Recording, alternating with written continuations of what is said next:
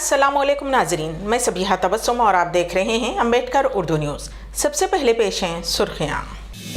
BRS के मजीद 3 उम्मीदवारों के नामों का ऐलान। सिकंदराबाद लोकसभा हल्के से पद्मा राव गौड़। खादर अली बेग थिएटर फेस्टिवल की सदर नशीन बेगम रजिया बेग का इंतकाल। फोन टैपिंग मामला, तेलंगाना के 2 पुलिस ओहदेदार गिरफ्तार, चंचलगुड़ा जेल मुंतकिल। और इसराइल गजा में नस्ल कशी कर रहा है जो दूसरी जंग अजीम से भी ज्यादा वहशियाना है। और अब खबरों की तफसील। बीआरएस पार्टी ने मजीद 3 उम्मीदवारों के नामों का ऐलान कर दिया है। सिकंदराबाद लोकसभा हल्के से पार्टी के रुकने असम्बली पद्मा राव गौड़ क्यामा मल्लेश भुवनगिर से और कंचरला कृष्णा रेड्डी नलगुंडा लोकसभा से उम्मीदवार हैं। बीआरएस के सदर व साबिक चीफ मिनिस्टर के चंद्रशेखर राव ने बीआरएस लेजिस्लेचर पार्टी के कायदीन और पार्टी के दीगर अहम कायदीन से मुशावरत के बाद उन तमाम की राय हासिल करते हुए पद्मा राव गौड़ को सिकंदराबाद से उम्मीदवार बनाने का ऐलान किया है। तीनों उम्मीदवारों ने के चंद्रशेखर राव से मुलाकात की और उन्हें मुबारकबाद पेश की। इस मौके पर के तारक रामाराव, शेख अब्दुल्ला सोहेल और दिगर मौजूद थे। खादर अली बेग थिएटर फाउंडेशन और खादर अली बेग थिएटर फेस्टिवल की सदर नशीन बेगम रजिया बेग का आज सुबह मुरादनगर हैदराबाद में वाक़ उनकी रिहाइशगाह पर इंतकाल हो गया। नमाज जनाजा आज रात बाद नमाज इशा उनकी रिहाइशगाह पर अदा की गई और तदफीन फसलांसर कब्रस्तान में अमल में आई। वो हैदराबाद में थिएटर के अहिया के लिए जानी जाती हैं। थिएटर से जुड़ी कई शख्सियात और ज़िंदगी के मुख्तलिफ शोबों से ताल्लुक़ रखने वाले लोगों ने उनके फ़र्जंद पद्मश्री मोहम्मद अली बेग और दूसरे अरकान ख़ानदान से ताज़ियत का इजहार किया है। 13 साला सालेहा उस वक्त मायूसी का शिकार हो जाती हैं जब वो दूसरी लड़कियों के बारे में सुनती हैं जो अपने वालिद के ईद पर आने और नई किस्म के बुरक़े या दिगर तहाइफ लाने के बारे में कहते हैं। सालेहा की मुलाकात अपने वालिद शेख अहमद से 6 साल कबल हुई थी जब वो हैदराबाद गए थे। तब से वो अपने 6 बहन भाई के साथ सऊदी अरब में मुकीम अपनी वालिद से मिलने का शिद्दत से इंतज़ार कर रही थी। ताहम सालेहा और उसके दिगर बहन भाई ने अपने प्यारे वालिद से मिलने की उम्मीद खो दी। गरीब ख़ानदान पर गम का पहाड़ उस वक्त टूट पड़ा जब उन्हें सऊदी अरब से फ़ोन आया कि उनका वाहिद रोटी कमाने वाला शेख अहमद नहीं रहा। उस ख़ानदान को 7 माह की जिद्दोजहद के बाद मालूम हुआ कि उनके वालिद का मक्के के एक हॉस्पिटल में इंतकाल हो गया है। शेख अहमद ने आखिरी मरतबा 9 अगस्त 2023 को अपने घर वालों से बात की और उन्हें बताया कि वो उम्रा करने के लिए मक्के मुकर्रमा जा रहे थे। तब से उनकी तरफ से कोई बात नहीं हुई। दिन, हफ्ते और महीने गुजरे। परेशान हाल बीवी रशीदुन्निसा अपने शौहर का सुराग लगाने के लिए इधर उधर फिरती रही, लेकिन कोई सुराग नहीं मिला। हिंदुस्तानी कौंसिल खाने ने हाल ही में घर वालों को बताया कि शेख अहमद का इंतकाल 14 सितंबर सन 2023 को हुआ था और उन्हें 13 दिसंबर को मक्के मुकर्रमा में सुपुर्द खाक किया गया। उसमें यह भी बताया गया कि शेख अहमद को भारतीय हुक्काम को इत्तला दिए बगैर दफन किया गया। रशीदुन्निसा ने कहा कि मेरे शौहर की मौत हुई, ताहम मैं जानना चाहती थी कि वो कैसे और किन हालात में मरे, हमें कोई इत्तला नहीं है। रियाद में एक कम्युनिटी वर्कर मोहम्मद अब्दुल जब्बार ने कहा कि हमने पहले रियाद में हिंदुस्तानी सिफारत खाने और फिर कौंसलेट में चेक किया, किसी तरह तवील अरसे तक उनका पता नहीं मिल सका। हैदराबाद के पुराने शहर जहानुमा से ताल्लुक़ रखने वाला शेख अहमद तकरीबन 40 साल से रियाद में काम कर रहा था। अपने घर वालों के लिए एक बावकार ज़िंदगी महफूज करने के लिए अजीबो गरीब काम कर रहा था। उसे एक बीवी, 5 बेटियां और 2 नाबालिग बेटे शामिल हैं। ये ख़ानदान गुज़िश्ता चंद महीनों से सख्त मुश्किलात का सामना कर रहा है। उन्होंने ना तो घर का किराया अदा किया और ना ही रोज़मर्रा की बुनियादी ज़रूरियात को पूरा करने के अलावा बच्चों के लिए कॉलेज और स्कूल की फ़ीस का बंदोबस्त करने के काबिल रहा। फ़ोन टैपिंग मामले में हैदराबाद की पुलिस ने भोपालपल्ली के एडिशनल एसपी भुजंगा राव और हैदराबाद सिटी सिक्योरिटी विंग के एडिशनल डीसीपी तिरुपतन्ना को गिरफ्तार कर लिया है। एसआईबी के मुअत्तलशुदा डीएसपी प्राणित राव से पूछताछ के दौरान हासिल तफसीलात की बिना पर उनके खिलाफ कार्रवाई की गई। पुलिस ने उन दोनों ओहदेदारों को आज सुबह नामपल्ली कोर्ट के जज के इजलास में पेश किया। अदालत ने उन्हें भुजंगा राव माक़बल 14 दिन रिमांड पर दे दिया, जिसके बाद पंजागुट्टा पुलिस ने दोनों पुलिस ओहदेदारों को चंचलगुड़ा जेल मुंतकिल कर दिया। वाज़ेह रहे कि माक़बल भुजंग राव इंतखाबात, पॉलिटिकल इंटेलिजेंस के शोबे में और तिरुपतन्ना एसआईबी में एडिशनल एसपी के तौर पर खिदमत अंजाम दे चुके हैं। क़ब्ल एसआईबी ने शवाहिद को नुकसान पहुंचाने के केस में प्राणित राव को गिरफ्तार किया गया। बाद अज़ां उन दोनों की गिरफ्तारी अमल में आई। کانگریس پارٹی نے 46 امیدواروں پر مشتمل اپنے امیدواروں کی چوتھی فہرست جاری کر دی ہے۔ عام انتخابات کے امیدواروں کی اس فہرست میں 2 مسلم امیدوار بھی شامل ہیں۔ کانگریس پارٹی نے سہارنپور سے عمران مسعود اور امروہہ سے دانش علی کو میدان میں اتارا ہے۔ مدھیہ پردیش کی 12 سیٹوں کے لیے، تمل ناڈو کی 7 سیٹوں کے لیے، مہاراشٹر کی 4 سیٹوں کے لیے، راجستھان کی 3 سیٹوں کے لیے، جموں و کشمیر، منی پور، اتراکھنڈ کی 2 سیٹوں کے لیے اور آسام، انڈمان، چندی گڑھ، میزورم، مغربی بنگال کی 1 لوک سبھا سیٹوں کے لیے امیدواروں کے ناموں کا اعلان کر دیا گیا ہے۔ دہلی کے وزیر اعلیٰ اروند کیجریوال نے جیل سے عام آدمی پارٹی کی حکومت چلانے پر اپنا پہلا حکم جاری کیا ہے، جس میں وزیر آبی آتشی کو شہر کے کچھ علاقوں میں پانی اور سیوریج سے متعلق مسائل کو حل کرنے کی ہدایت دی ہے۔ کیجریوال ان دنوں انفورسمنٹ ڈائریکٹوریٹ کی تحویل میں ہیں۔ ایک پریس کانفرنس سے خطاب کرتے ہوئے دہلی کی وزیر آتشی نے کہا کہ ہفتے کو دیر سے موصول ہونے والی ہدایات سے ان کی آنکھوں میں آنسو آ گئے، جب کیجریوال نے اپنی حالت زار کے باوجود دہلی کے لوگوں کے لیے تشویش ظاہر کی۔ کیجریوال کو انفورسمنٹ ڈائریکٹوریٹ نے جمعرات کو ایکسائز پالیسی سے منسلک منی لانڈرنگ کیس کے سلسلے میں ان کی سرکاری رہائش گاہ سے گرفتار کیا تھا۔ جمعہ کو ایک عدالت نے عام آدمی پارٹی کے قومی کنوینر کو 28 مارچ تک مرکزی ایجنسی کی تحویل میں بھیج دیا۔ آتشی نے کہا کہ وزیر اعلیٰ نے ان علاقوں میں پانی کے ٹینکروں کو تعینات کرنے کی بھی ہدایت دی ہے جہاں موسم گرما کے مہینوں کے دوران پانی کی شدید قلت ہوتی ہے۔ ان علاقوں میں پانی کی سربراہی کو مضبوط کرنے کی ہدایت دی۔ وزیر نے کہا کہ کیجریوال نے اس سلسلے میں چیف سیکرٹری و دیگر افسران کو ہدایات جاری کرنے کی ہدایت دی ہے۔ انہوں نے اگر ضرورت پڑی تو لیفٹیننٹ گورنر وی کے سکسینہ کی مدد لینے کا بھی مشورہ دیا ہے اور امید ظاہر کی ہے کہ وہ ہر طرح کی مدد کریں گے۔ بہوجن سماج پارٹی نے لوک سبھا انتخابات 2024 کے لیے اپنے 16 امیدواروں کی پہلی سرکاری فہرست جاری کی ہے۔ بہوجن سماج پارٹی سینٹرل کیمپ آفس کی جانب سے قومی جنرل سیکرٹری میولال گوتم نے ان امیدواروں کے ناموں کا اعلان کیا ہے۔ تاہم بی ایس پی کی طرف سے جن 16 امیدواروں کی فہرست جاری کی گئی ہے ان میں سے زیادہ تر کو مقامی سطح پر زونل کوآرڈینیٹر نے پہلے ہی اعلان کر دیا ہے۔ بی ایس پی کی جانب سے لگاتار کہا جا رہا تھا کہ صرف جو بہوجن سماج پارٹی کی سربراہ مایاوتی سرکاری فہرست جاری کریں گی، صرف اسی کو درست سمجھا جائے گا۔ یہ فہرست بھی آج جاری کی گئی۔ یہ بھی مانا جا رہا تھا کہ بہوجن سماج پارٹی کانگریس کے ساتھ اتحاد کر سکتی ہے، اسی وجہ سے وہ فہرست جاری کرنے میں تاخیر کر رہی ہے، لیکن کل رات کانگریس نے 9 امیدواروں کی فہرست جاری کر دی۔ اس کے بعد بی ایس پی نے اتوار کو دوسرے دن اپنے 16 امیدواروں کی سرکاری فہرست جاری کی۔ ریاست اتر پردیش کے بجنور میں پولیس نے ایک وائرل ویڈیو کے سلسلے میں ایک شخص کو گرفتار کیا ہے اور 3 نابالغوں کو حراست میں لے لیا۔ ویڈیو میں دکھایا گیا ہے کہ ہولی منانے والوں کے گروپ نے ایک مسلم خاندان کو ہراساں کیا۔ تفصیلات کے مطابق ویڈیو بجنور کا بتایا جا رہا ہے، جس میں موٹر سائیکل پر جا رہے ایک شخص اور 2 خواتین کو روک کر مبینہ طور پر انہیں زبردستی رنگ لگایا گیا۔ ہولی کھیل رہے گروپ نے مسلم خاندان پر مسلسل پانی چھڑکتے نظر آئے، جبکہ خواتین کو مخالفت کرتے دیکھا گیا، لیکن گروپ نے ہراساں کرنے کا سلسلہ جاری رکھا۔ اس دوران گروپ نے مذہبی نعرے بھی لگائے۔ بعد ازاں مسلم خاندان کو وہاں سے جانے کی اجازت دے دی۔ یہ پورے واقعے کا ویڈیو سوشل میڈیا پر وائرل ہو گیا، جس کے بعد بجنور پولیس سربراہ نیرج کمار جدون نے مقامی پولیس کو اس سلسلے میں کارروائی کرنے کی ہدایت دی۔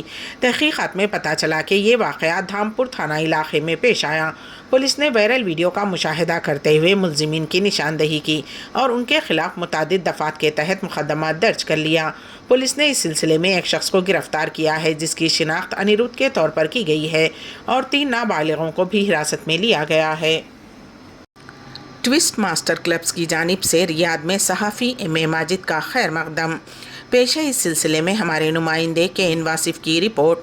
بزم اردو ٹوسٹ ماسٹرز کلب ریاض نے معروف صحافی ایم اے ماجد کے اعزاز میں ایک پر اثر خیر مقدمی تقریب کا اہتمام کیا۔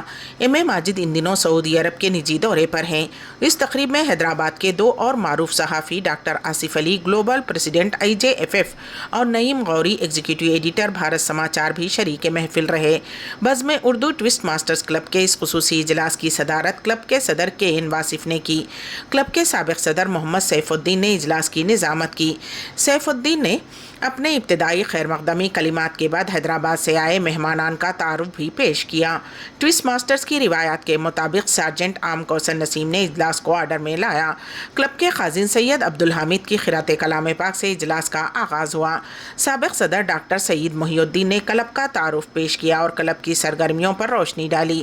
کے این واصف نے ایم اے ماجد کا تعارفی خاکہ پیش کیا۔ تقریب سے خطاب کرتے ہوئے مہمان خصوصی ایم اے ماجد نے کہا کہ سن 2024 کا الیکشن ہندوستان کی سیکولر طاقتوں کے لیے ایک انتباہ ہے۔ ان کے لیے اپنے ووٹ کی طاقت سے ملک کی سالمیت، دستور اور جمہوری نظام کو بچانے کا یہ آخری موقع ہے۔ نیز ملک میں ناانصافیوں سے جوجھ رہے طبقات انصاف کے حصول کے لیے اپنے ووٹ کی طاقت کا استعمال کریں۔ ٹی وی 4 کے ایڈیٹر ڈائریکٹر ماجد نے کہا کہ مسلمان این آر سی سی اے سے اس قدر خوفزدہ نہ ہوں بلکہ ہمت و حوصلہ رکھیں، اپنے دستاویزات کو درست اور مکمل کریں۔ انہوں نے این آر آئیز کو مشورہ دیا کہ وہ اپنے ووٹ کا حق حاصل کرنے کی کوشش کریں تاکہ وہ اپنے متعلقہ سفارت خانے کے ذریعے حق رائے دہی کا استعمال کر سکیں۔ اس سے این آر آئیز کی اہمیت بڑھے گی اور ان کے مسائل بھی حل ہوں گے۔ تلنگانہ ورکنگ جرنلسٹ فیڈریشن کے سربراہ ایم اے ماجد نے بتایا کہ خلیجی ممالک میں رہتے ہوئے صحافتی خدمات انجام دینے والے صحافیوں کو فیڈریشن کے سالانہ ایوارڈز حاصل کرنے والوں میں شامل کیا جائے گا۔ انہوں نے اہل اردو سے اپیل کی کہ وہ اپنی نئی نسل میں اردو منتقل کرنے کی سعی کریں۔ ماجد این آر آئی سے کہا کہ مستحق مسلم طلباء کی مدد کریں، یہ کار خیر بھی ہے اور ثواب جاریہ بھی۔ اس موقع پر محمد ماجد صاحب کو تہنیت پیش کی گئی۔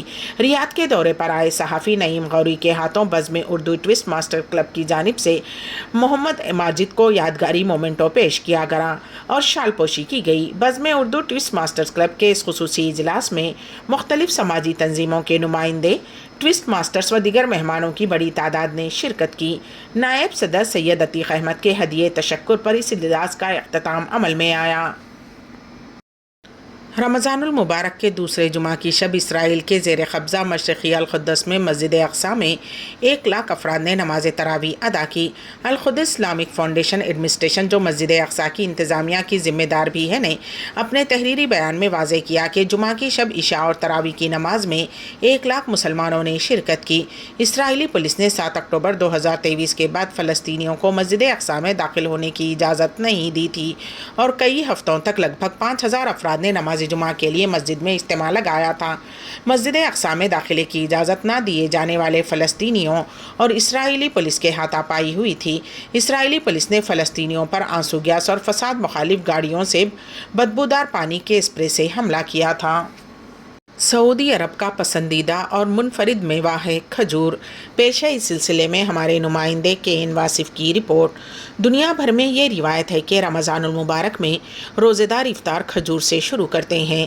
رمضان میں کھجور کے ساتھ افطار کی اہمیت صحت مند غذا کے طور پر سمجھی جاتی ہے اور کھجور سے افطار مسلم معاشرے میں دیرینہ روایت ہے۔ عرب نیوز کے مطابق کھجور سعودی عرب کا منفرد اور پسندیدہ میوہ سمجھا جاتا ہے، جس کی طلب میں ماہ رمضان المبارک کے دوران اضافہ ہو جاتا ہے۔ کھجور سے افطار نہ صرف مذہبی اہمیت رکھتا ہے بلکہ اس سے روزے دار کو صحت کے بے شمار فوائد بھی حاصل ہوتے ہیں۔ حدیث کا مفہوم ہے کہ جب تم میں سے کوئی افطار کرے تو کھجور سے افطار کرے کیونکہ یہ برکت ہے، اور اگر کھجور نہ ملے تو پانی سے کیونکہ وہ پاک ہے۔ کلینیکل نیوٹریشن اسپیشلسٹ اسماء الحارثی نے بتایا ہے کہ افطاری کے اوقات میں کھجور انسانی جسم کی نقاہت کو دور کرتے ہوئے ضروری توانائی فراہم کرتی ہے۔ اسماء الحارثی نے بتایا کہ کھجور میں شوگر کی اتنی مقدار موجود ہوتی ہے جو روزے کی حالت میں خون میں شوگر کی کمی پوری کرتی ہے۔